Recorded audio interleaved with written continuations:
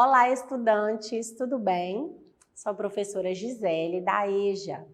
Hoje eu estou aqui para mais uma aula de ciências e o nosso assunto é segurança no trabalho. Vamos para a nossa aula? O resultado do trabalho humano, ele depende da capacidade de cada pessoa no ambiente. Em um ambiente seguro e saudável, produz-se mais e com mais qualidade de vida. Então, o funcionário ele se sente mais feliz e realizado no ambiente seguro.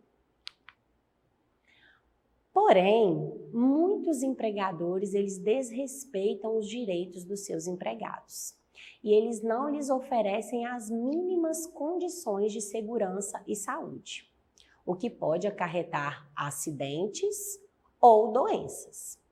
E muitos desses empregados, os funcionários, eles desconhecem o seu direito ou eles se sentem coagidos, ameaçados pelos empregadores e não reclamam os seus direitos por medo de perder o emprego. É importante salientar que na ocorrência de um acidente de trabalho, todos saem perdendo, tanto o trabalhador quanto o patrão. O trabalhador ele sofre com a diminuição da capacidade laborativa, que é o estado físico e mental que define se o trabalhador é capaz de exercer as suas funções. Também a diminuição da renda mensal. Os cofres públicos eles são minguados com a concessão de muitos benefícios previdenciários, de auxílio-doença, auxílio-acidente, aposentadoria por invalidez. Já a empresa, ela pena com a rotatividade, a necessidade de contratar novas pessoas, ensinar nova mão de obra e também a necessidade da manutenção do pagamento do FGTS. O afastamento também por auxílio-doença, acidentário, isso sem contar as ações indenizatórias, tanto do empregado, quanto regressiva à autarquia previdenciária. Então, todos saem perdendo com acidentes de trabalho. Mas quais são esses acidentes e o que caracteriza um acidente de trabalho?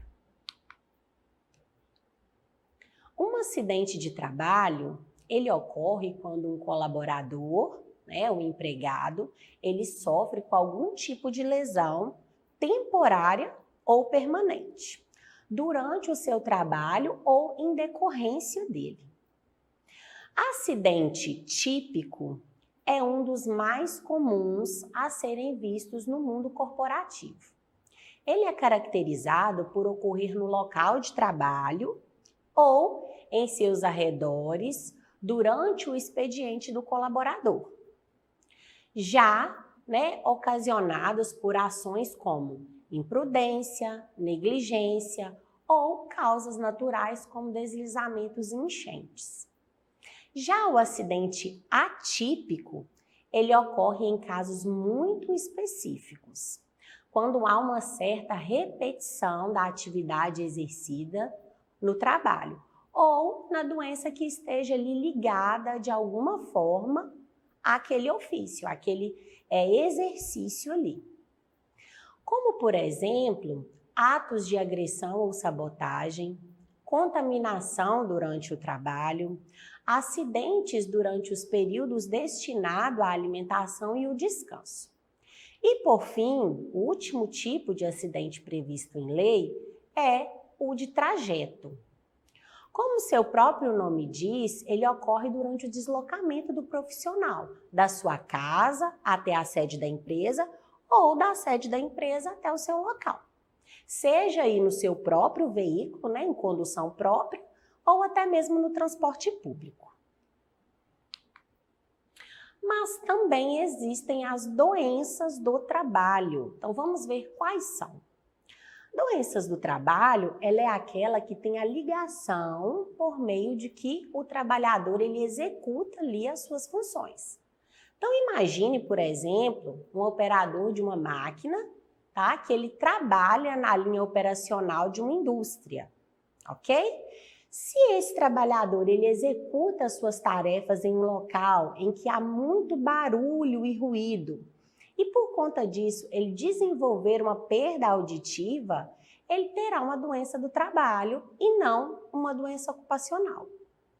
São consideradas as doenças do trabalho, entre outras, a surdez ou a perda auditiva, a cegueira ou a perda da visão, a LER, que é aquela lesão por um esforço repetitivo, o DORT, que é o distúrbio osteomusculares relacionados ao trabalho, depressão e também doenças causadas por exemplo, vírus, bactérias, por conta da exposição de locais insalubres, por exemplo, em hospitais.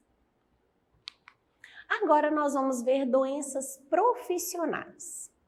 A doença profissional, por sua vez, ela está relacionada diretamente com a atividade em que o profissional exerce. Nesse caso, nós vamos imaginar o operário do exemplo anterior. Agora, no caso, ele é um soldador. Se esse profissional ele desenvolver uma catarata, ele terá uma doença profissional, ou seja, é uma patologia que ela tem ligação direta com a atividade profissional que ele exerce ali naquele momento. Exemplos de doenças profissionais são a dermatose ocupacional, a asma ocupacional, a síndrome do pânico, cânceres por conta de exposição de produto químico, de burnout e problemas de visão. É importante salientar que ambos os tipos de doença, podem ser aplicadas em casos de caracterizar acidente de trabalho. E eles possibilitam ao trabalhador receber o auxílio acidente ou a aposentadoria por invalidez. Eu disse ali tudo aquilo, que os acidentes de trabalho podem ocasionar para, no caso, os empregados, os trabalhadores. Agora, nós vamos ver formas de prevenção. Então, formas de prevenir que esses acidentes aconteçam. Uma dessas prevenções são as ginásticas laborais. Você sabe o que é uma ginástica laboral? Então, a segurança, ela é boas condições de trabalho, não é isso? E isso é um direito do trabalhador. Medidas de prevenção e promoção de saúde, como a ginástica laboral, lazer, treinamentos, uso de equipamentos de segurança, eles evitam ou eles diminuem acidentes e eles também previnem as doenças no trabalho. Mas o que é a ginástica laboral? Ela é uma forma de alongamento. E aonde que é feito isso? Ela é realizada no ambiente organizacional. O que eu quero dizer? No ambiente onde você trabalha. E ela é destinada a todos os funcionários que estão presentes ali dentro da empresa. E aí não precisa de uma academia, de um local ao ar livre, nada disso. Os exercícios, eles podem ser feitos ali mesmo no local onde você está trabalhando.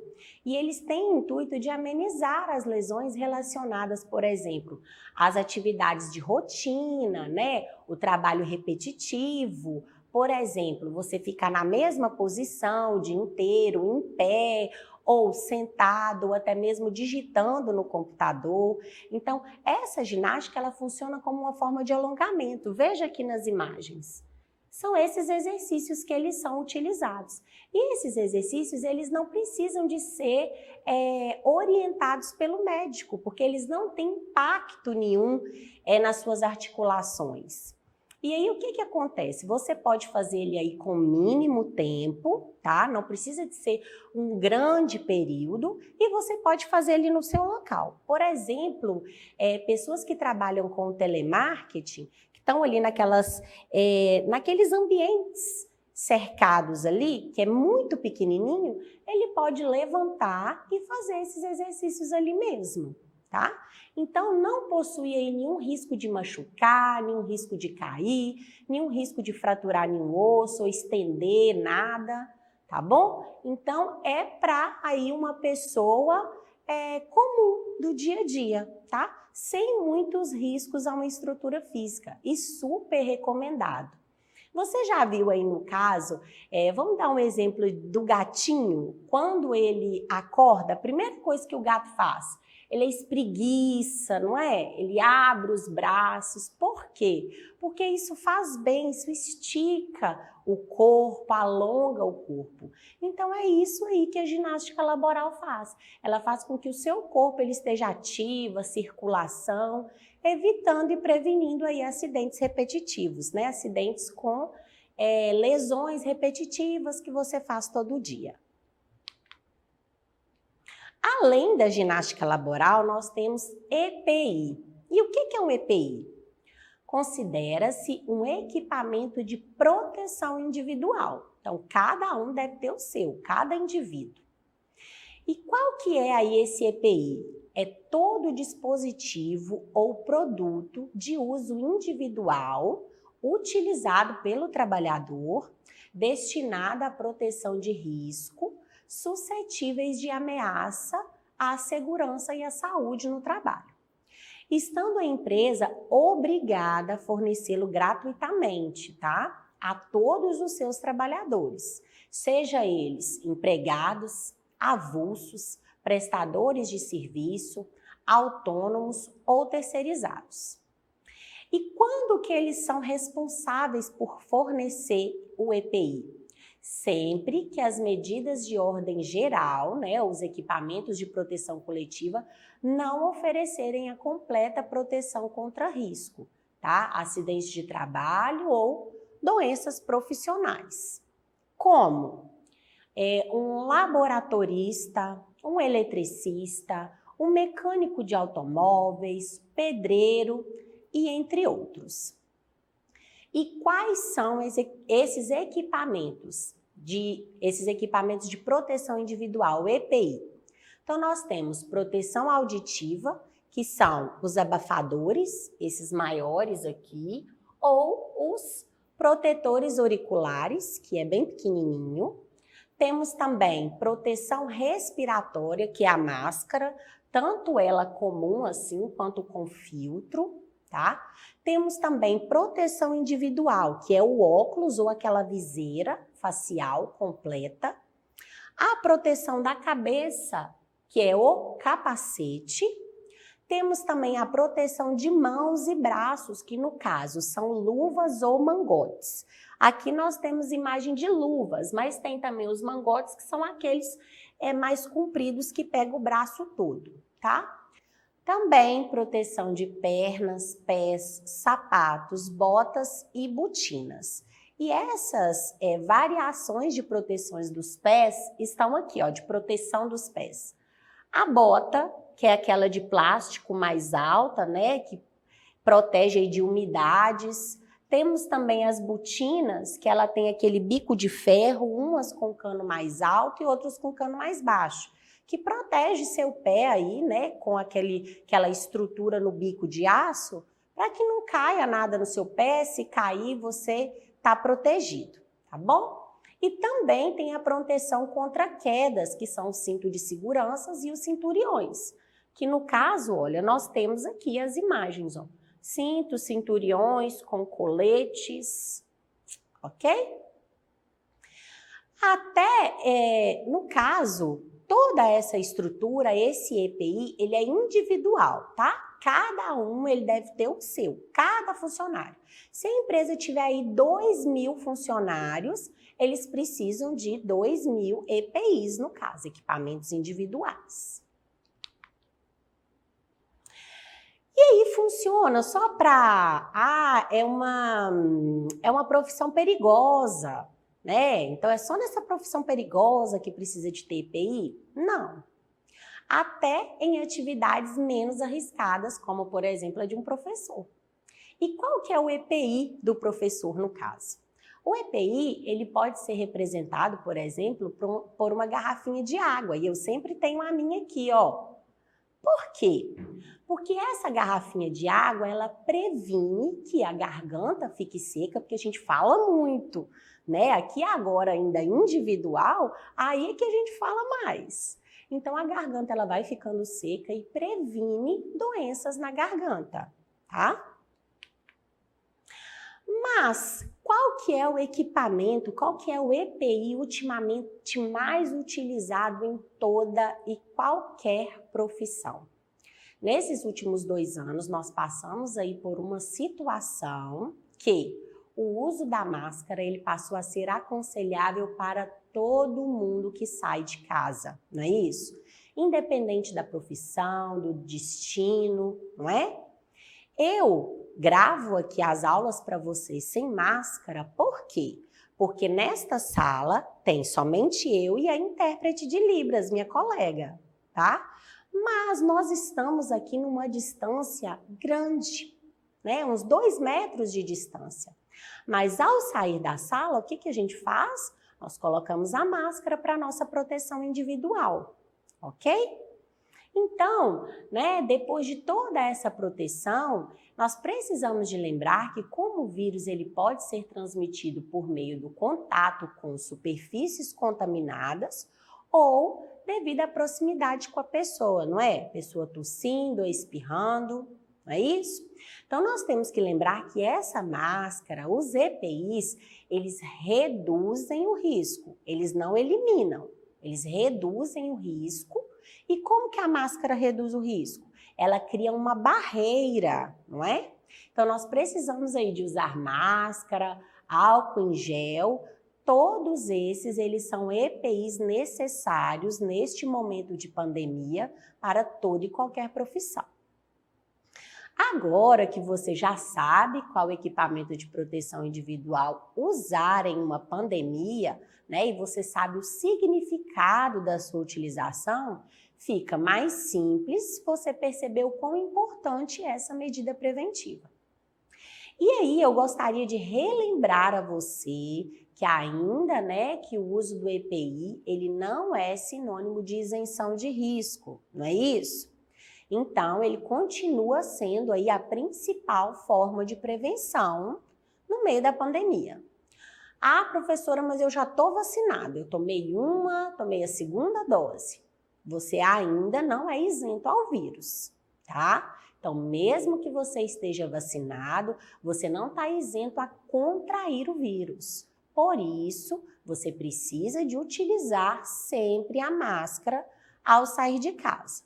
Brevemente, isso vai ser tudo sanado, né? Nós vamos poder sair sem máscara, mas por enquanto ainda não pode. Você ainda necessita de usar a máscara ao sair de casa, ok? Nós falamos aí do empregado, não é isso? Do empregador, desculpa, no caso do patrão imprudente, não é? Nós falamos do patrão imprudente que coage o funcionário ou que o que ele tem, né, de dever, entregar o EPI, uma ginástica laboral, que é uma coisa aconselhável, não é isso? Mas será que existe só o patrão imprudente? Não. Existe também trabalhadores imprudentes.